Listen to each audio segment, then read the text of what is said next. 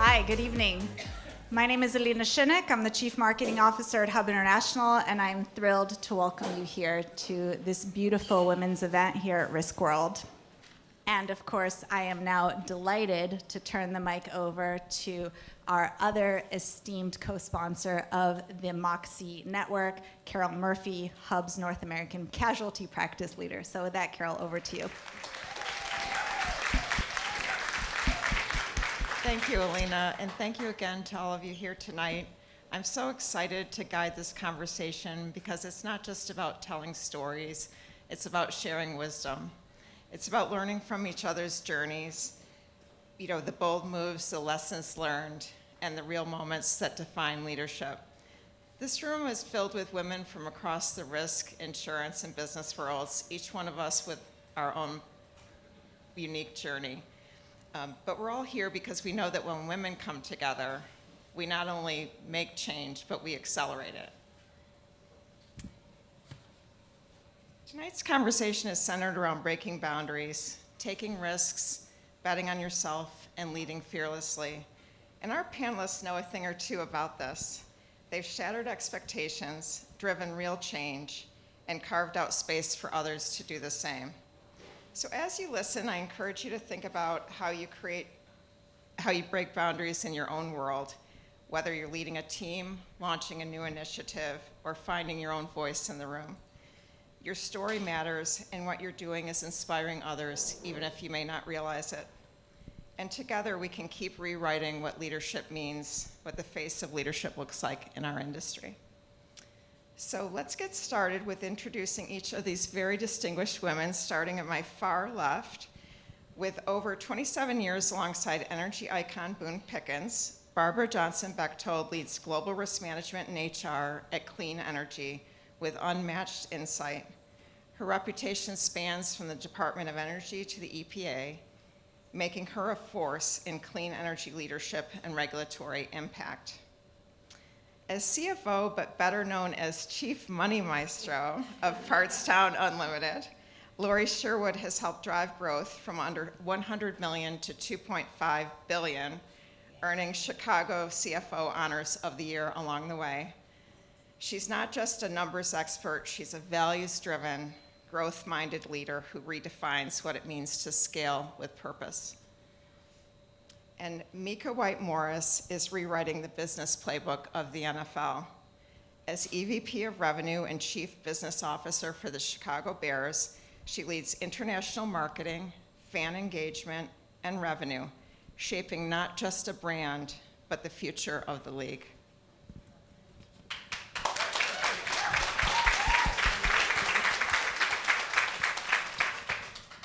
So let's get started. Please share an example of when you have bet on yourself and how that has led to building resilience in yourself and your career. Mika, let's start with you. First, how the heck did I get in this room? This is amazing. This is an amazing opportunity to come together, and I'm just so pleased and thankful to be a part of it. For me, as you guys can appreciate, sports in the NFL is predominantly male. It still is today, and it's a shame because women make the world go round. Without us, none of this is possible. Newsflash, men, without women, you don't exist. Just throwing that out there. But for me, a time that I really had to take a calculated risk was when I decided to get in this industry. My parents were very practical and pragmatic, and nobody in my family worked in the business of sports, and so I had this dream to be in this business, and I left everything I had and moved to Cleveland, Ohio, and to work for the Cleveland Cavaliers, and I'll never forget it. They gave me a $1,000 a month stipend, and anything I made was how I ate, and so I had to work tirelessly to make ends meet and to prove to my family and everybody that mattered and to myself that I could do it. And 24 years later, here I am. And so through perseverance, through believing in myself, to betting on myself, and doing what everybody in this room does. If the odds were the truth, nobody in this room would be here today, in particular the women. So we've had to believe in ourselves, and we have to continue to believe in ourselves, even in the face of those that don't. Lori, did you want to add on to that? Yeah, thank you as well, Carol, and to everybody on the Hub team for having me. This is a great group of women and the men to support them as well. You know, I've had a lot of opportunity in my career as well, and like Mika, started off sort of small. One of the experiences I have that resonates with me, and I imagine will resonate with many of you, is I've actually found myself in a situation where literally I took a new job, and on day one, I knew it was a mistake. It was bad culture. I didn't like the management team. Turned out I didn't like the private equity sponsor. I didn't like the pace. And so it was, but you know, I was there. I had quit my job. I had moved and taken this new job, and so now what? And so I think it was a really good example of what do you do then, right? So I put my head down and I did what I was brought to the company to do. We were trying to sell the company. It turned out that didn't pan out. So I stayed in contact with people, mentors I'd been in touch with over the years. I wound up connecting through that mentor to my former private equity sponsor who brought me to the company where I am today. And when I went to join that company, I was really open and transparent with the new CEO as to what had happened, why I was making a change so quickly. I was looking to make a move within about 5 months. And lesson learned, people can take jobs and sometimes they don't work out. So when you see that pattern on somebody's resume, it shouldn't be the death knell, the black, you know, the stroke of death for them, because it's really hard. It's really hard to make the right call.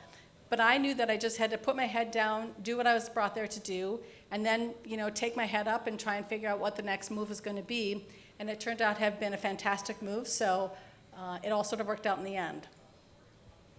That was some strategic decision making for you. And I'd like to discuss taking strategic risks more and some pivotal career decisions that were game changers for you.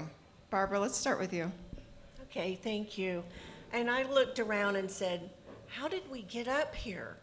And I said, I think they should be teaching us how to take a position that we have through a lot of probably heartache, a lot of hard work, and a lot of effort. I too was like these two ladies. I moved. I was in a stable job, had a little boy I was raising by myself. And there was this opportunity. The company decided it was going to sell the exploration and production company I worked for. And they wanted me to go and set up the risk management department in Houston. I lived in Dallas. And if anybody knows anything about Texas, people from Dallas don't go to Houston willingly.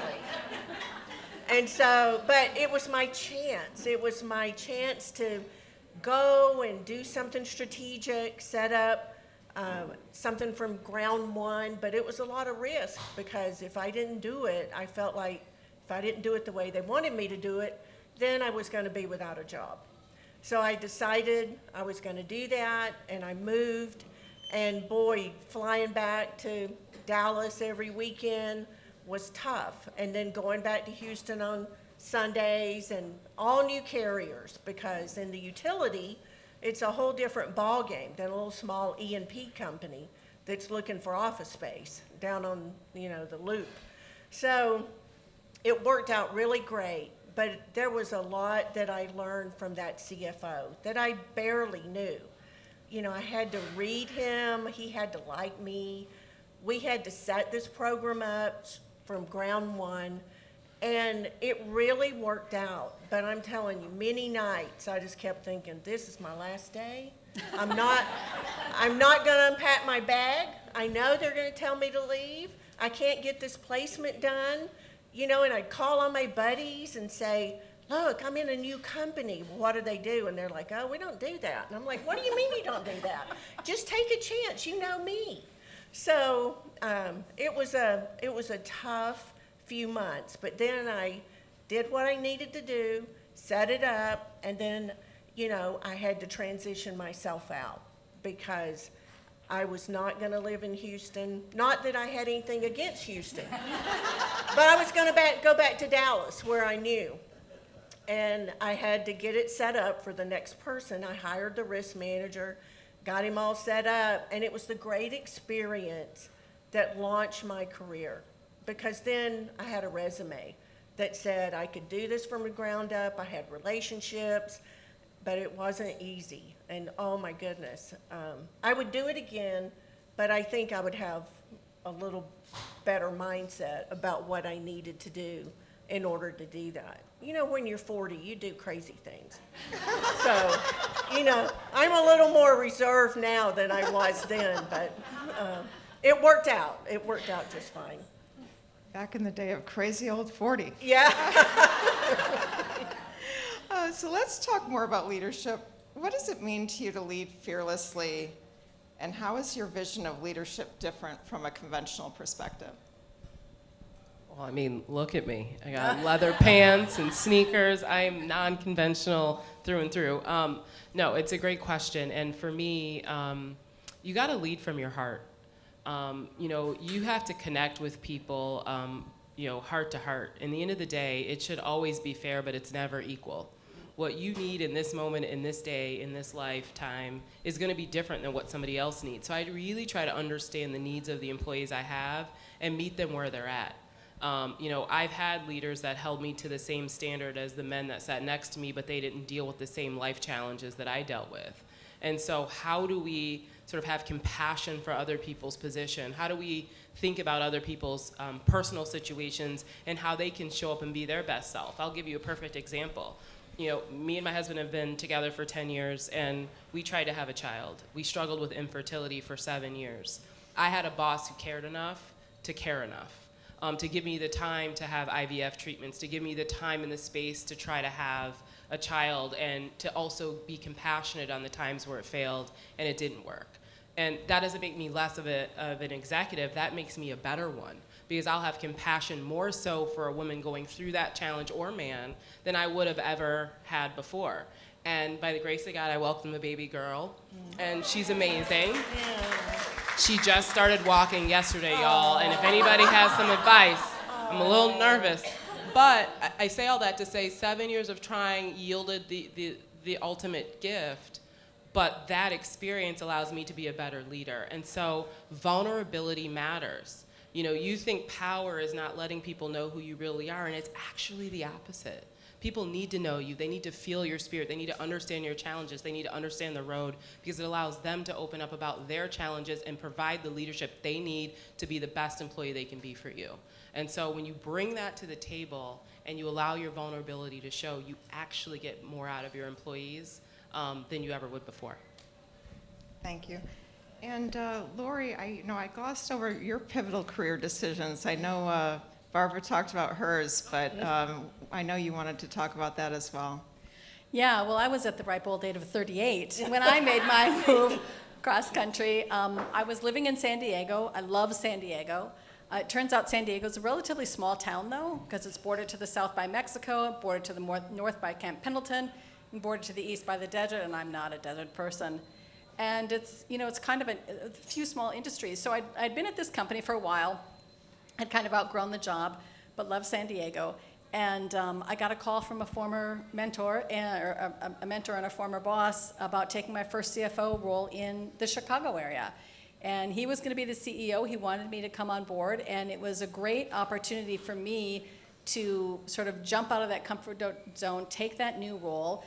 It just so happened that my husband's company had an office in the Chicago area as well, so he didn't have to change jobs, and that sort of made it seem like fate to me. I could work with somebody I knew and trusted, who I thought could teach me a lot. My husband could just seamlessly just go into a different office. His bosses were thrilled.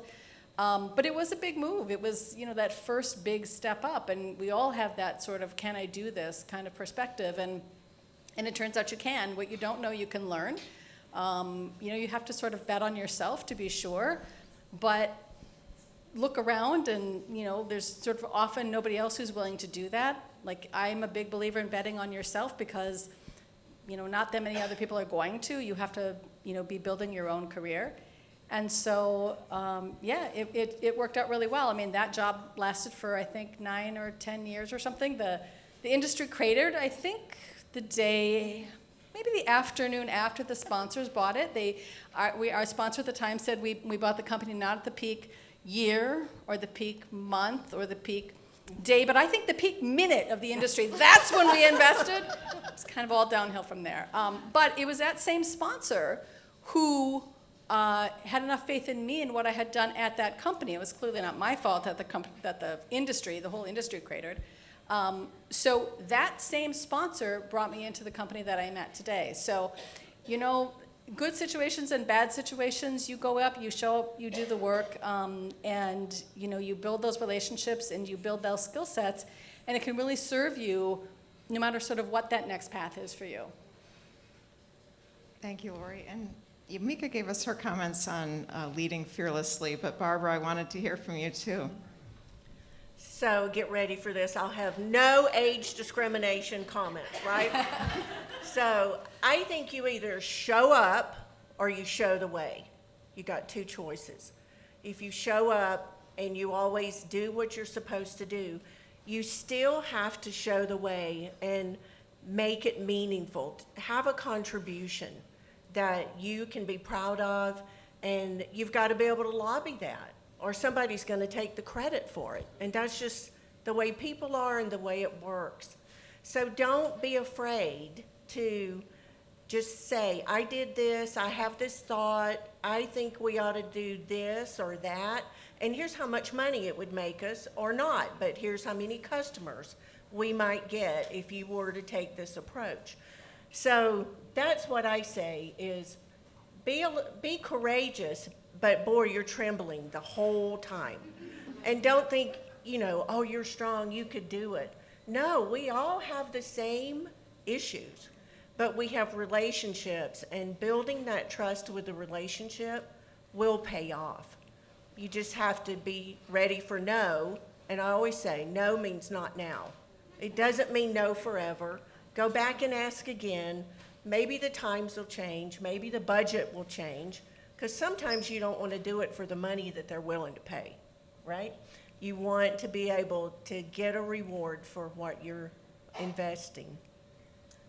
Well, I'm so excited about what we've been learning from you, but I wanted to highlight some of the highlights for me. I heard Mika talk about betting on yourself and leading authentically, Lori on lessons in adaptability and professional reinvention, and Barbara, some high-risk career transitions, adapting to new leadership environments, and you know, some of the misunderstood complexities of leadership.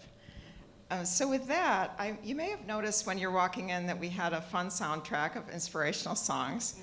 That is our MOXIE playlist. And it was just unveiled tonight because over the course of the past year, we've been asking about our panelists' favorite songs. So this is my favorite part of the evening. We have 3 questions for each of you. What would be your theme song at work? What's your mantra or pep talk? And fill in the blank, it makes my day when. So who's going to go first? I can go first. So what's my theme song? Yep. So I thought this was my theme song for life, not my theme song for work. My theme song for life is It's My Life by Bon Jovi. I was listening to it on the drive-in and looking over the lyrics recently, and it was, I think it's like, I just want to live, I just want to, something about, I've forgotten the lyrics right now, but I just want to live while I'm alive or something like that. And that really plays to my whole, I love to travel, so I want to travel more. What's the second question? What's your mantra or pep talk? Oh, my mantra. You can do this. If you have that question in your mind, so does everybody else. Like if you're sitting in a meeting room and you don't know, somebody's talking about something, you don't know what it is, just raise your hand, because chances are somebody else in the room also doesn't know what's happening, and you'll make everybody better off. Mm-hmm.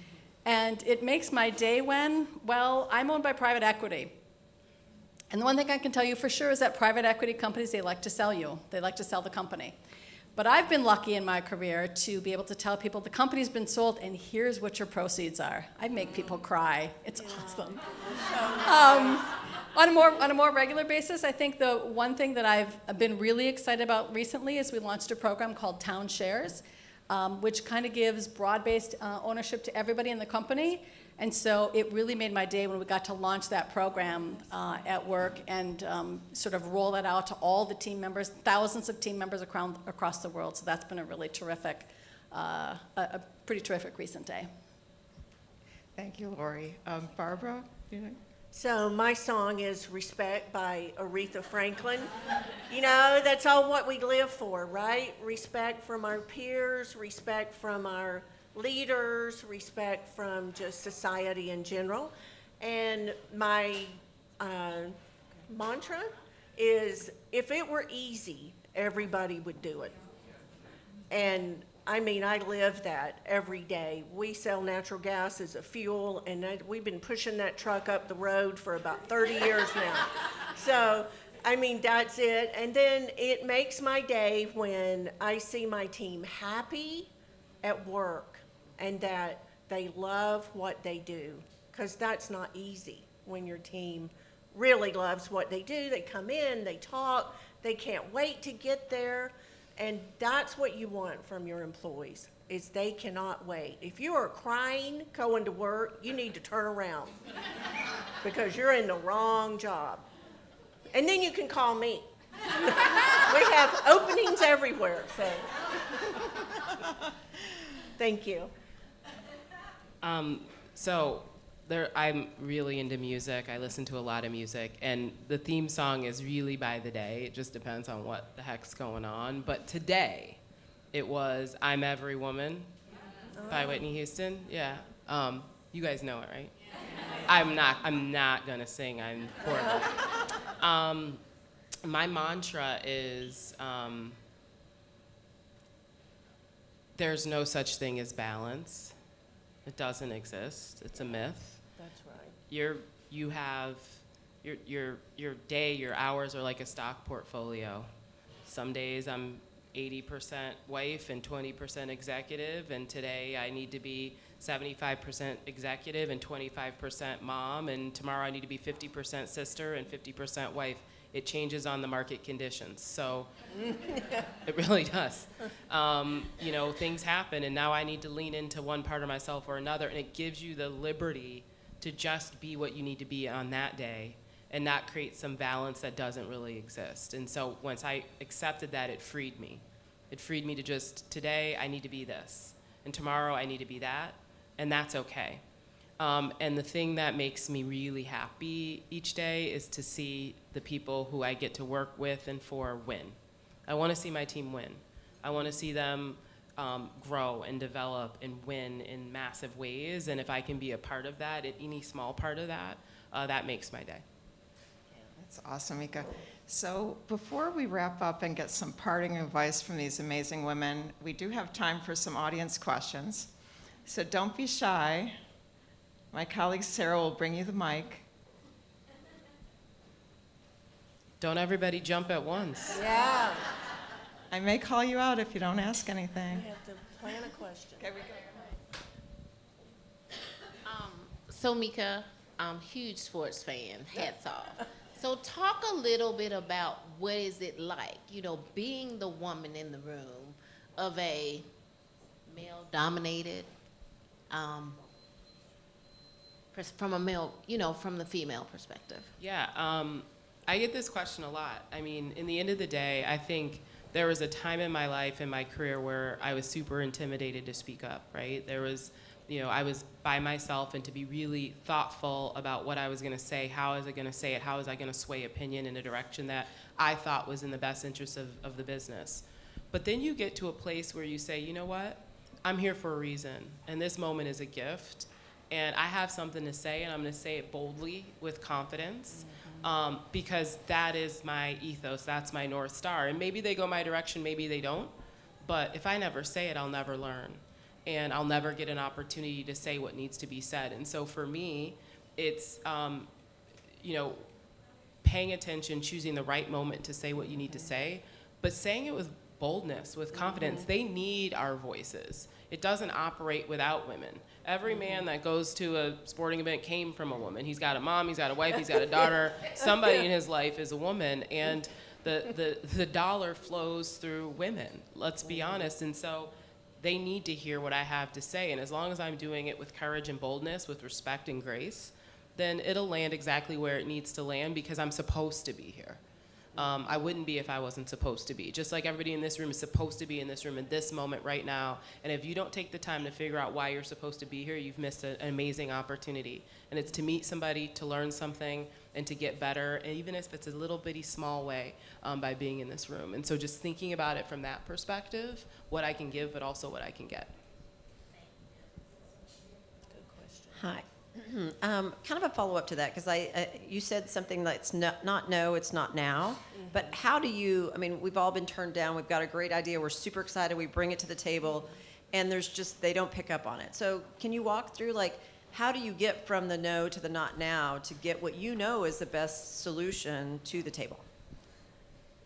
So part of my job is risk management. The other part is human resources.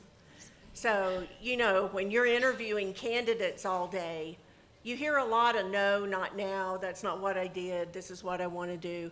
I also wrote for grants when we were 6 people, the company started. I was begging for money with the DOE, the EPA, anybody that would talk to me. I'm trying to find funding for this little engine that could. And so I just would keep being persistent. Like Mika said, it's all about timing. And so you go, you launch your idea. You always need to know how much is it going to cost, or what are you going to, how much revenue is it going to bring in? And then you keep championing that idea or that strategy, or, you know, whether it's a new head count in your department. But you have to just keep pushing it. You can't expect it. Sometimes it would take a year to get funding. Then it'd take another year to get the contract out of the government. So you just had to believe in your purpose, and then you needed some allies, some sponsorship. So sometimes I would be meeting with people that could support me, that would believe in the cause, or also give credibility to what I was trying to do. And a lot of the times, it's not what you know, it's who you know. And that's the way the world works. I mean, you just got to make the relationships, but don't give up your idea. You know, the right person will come along. Yeah, and if I could add to that, I think the other thing that's really important to remember is if somebody is offering to help you, take them up on the offer, right? Yeah. Like, I've been a mentor to some people in a formal mentorship program, and I would say, okay, this is great. We're going to meet once a month. You need to put the meeting on my calendar. Like, my calendar's up to date. You can do this, but you have to put that meeting on my calendar. You need to send me a list of things that we want to talk about. That's what, like, I'm going into this to help you. Help me help you. You know, or if somebody says, I recently had an employee ask for a special accommodation. I said, I'll think about it. What I need you to do is to put that in writing, give me those 3, you know, bullet points of why. I haven't heard a word since. Well, guess what? That person's not getting that accommodation until I hear from her. Like, but it's genuine. I'm offering to help you. Help me help you. And honestly, when I left my first CFO role, I was on the phone with the one private equity sponsor, and he said, maybe we'll work again together someday. And I thought, that'll be when hell freezes over. I mean, first of all, you don't like to be in industries that own inventory, and I'm a manufacturing and distribution person. And second of all, you like haven't lost any money, but you haven't made any money on this deal either. Within a year, I was working for him again. So, you know, Never say never. You never say never, but again, you have to make sure that you follow up. I'll just add one more thing. It'll be really quick, I promise. I tell people on my team and myself all the time, never accept no from somebody who can't tell you yes. I think we spend a lot of time asking people if you can or if they will. And I thought about this many, many years ago. I'm like, why am I accepting this no? You don't even have the power to tell me yes. So I haven't gotten to the right person. I haven't gotten high enough on the food chain to actually get my point heard by somebody who actually has the power to say yes to me. And that doesn't mean you don't need to galvanize people and get allies and bring people to the fold. But if you haven't gotten the no from somebody who has the power to tell you yes, you haven't finished the mission. Yeah. Yeah. There's one more question behind Dorina. Jesse, okay.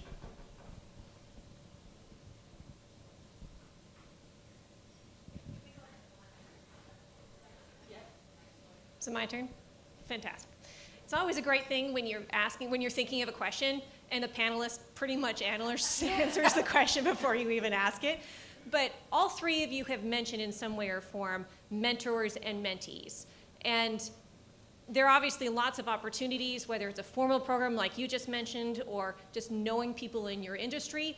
How do you go about, whether it is choosing a mentor for yourself, even later in your career or at the beginning of your career, but also for mentees? Like, how do you think of, this person would fit really well from my professional advice or helping them in their career?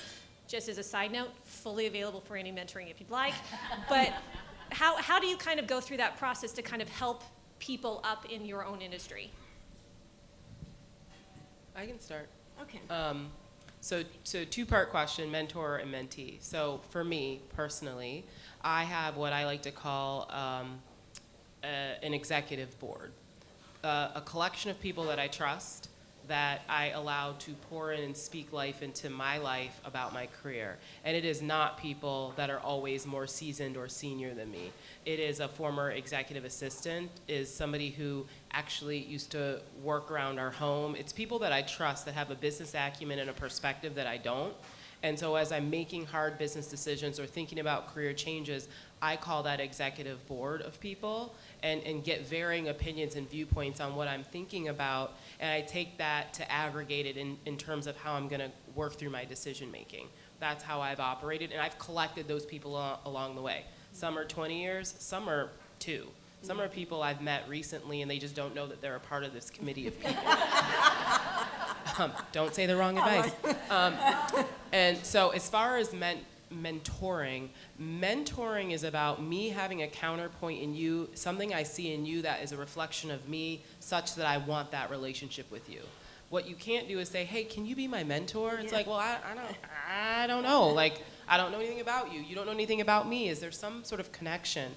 I agree wholeheartedly with Lori. It is on the mentee to facilitate, but you find when you see that connection with somebody, you're more inclined to open up yourself, your time, your Rolodex, your viewpoint for them, because there's some sort of connection that we have that allows that mentorship to bloom, and it has to be natural.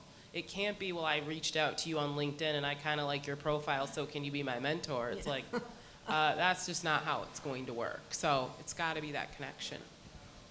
Yeah. It's interesting, Mika, that you said that you have this kind of executive board, because I have the same thing. And it's people that I've worked with over the years. They're not people who, I haven't worked with them, in 20 years at least. They don't do the same thing that I do, but they understand enough about what I do, and I understand enough about what they do. And it's great because you can bring to them, you know, if I have a personnel challenge, right? I have this challenging person on my team, and here's what I'm thinking, and here's what they're thinking. They're like, well, you know, it's crystal clear to them what the path forward is, because they don't have any of the bias or any of the politics. They don't know enough about it to, you know, be clouded by all of that it's so easy to be clouded by. So we actually formally launched this as a once a month kind of phone call to sort of get together and talk about our work challenges. It didn't last that long, but there's still people that I would just rely on at any point in time with any business decision that I'm making or sort of situation that I'm facing. So collect them along the way. You've all been working for a while. There are people that you've worked with. We all know there are people that you have really respected, really you connected with. I mean, you don't have to be working with them any longer. I found a lot of times it's better if you're not. Yeah, I do the same thing. The first thing is you need to be able to trust them. And if you are in a position, you watch the people you want to be. And so there's always somebody that you are trying to learn from a distance. And then one day that opportunity will be, Carol introduces me to Mika, and that relationship will carry forward as we change our jobs or move careers. So those people are around you. Now it's time to look and say, okay, this person and that person, but they've got to have something similar to you or in common with you. And then that relationship will be for life. I have people that I've worked with and we see each other once every 10 years. But if I have a problem or I need something that I need a different perspective, I can call them and we pick up just like we were together the day before. Thanks so much, Barbara, and all of you. Before Alina wraps us up for this wonderful time together, I'd like to ask each of you to give us your parting advice.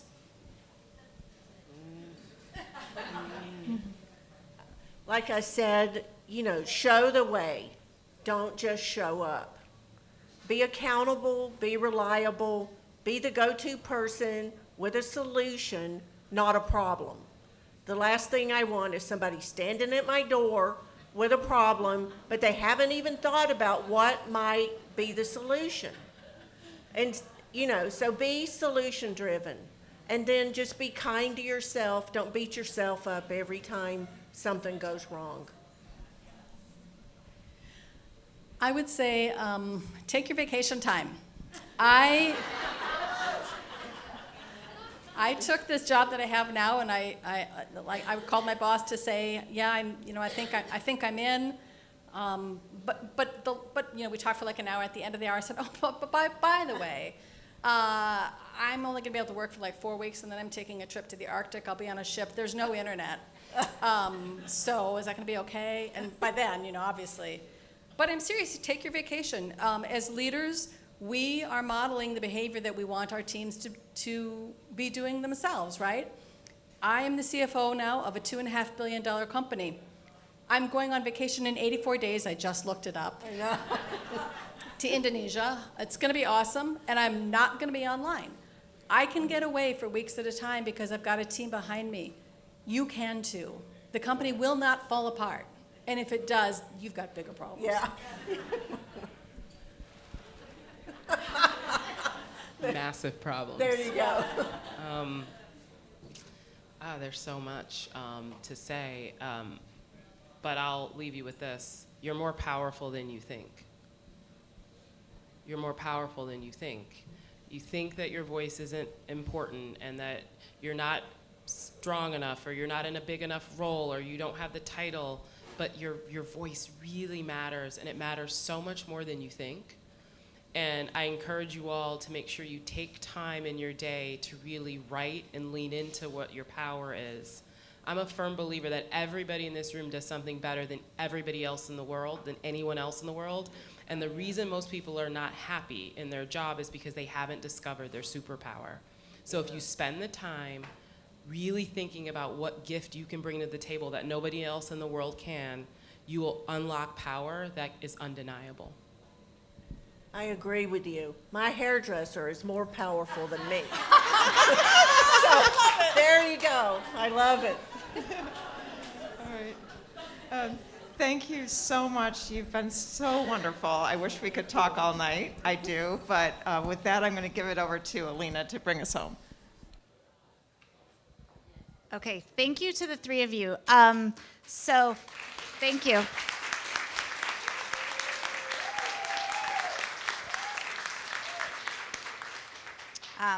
Talk about having some amazing hype women in your corner. Like this just really fills your cup, and they don't know it yet, but they're going to be part of my board. You may be here. Okay, these conversations are so enriching, and what I always really love about these panels is that there's an expectation to fit into this mold. You can't be funny. You have to have every perfect word. Every answer has to be about empowerment. But that's not who we are. We are complex, dynamic people who need to take care of ourselves, who need to be hyped up, who have a sense of humor, who are just kind of this makeup of all of our experiences. And I love that all of you show up and show women that you should be a complete human being with a complete personality, with imperfections and perfections and superpowers, and that's what makes each of you so dynamic, and that's what makes this panel dynamic, not these perfectly scripted answers that feel so unattainable to achieve depending on where you are in your career. So thank you for showing the way in that we are human beings, and that is actually the beautiful part of all of it, and that's what makes us all real, and that all of us can achieve that. So that's really, really cool. So appreciate all of that. Okay.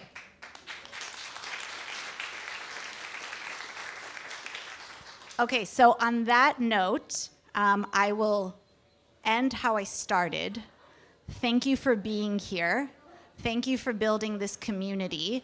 And we want to give all of you an opportunity to build your network. So if you're not a part of MOXIE, there are QR codes all around, but hubinternational.com/MOXIE, we would be honored if you would join our community and help us build it.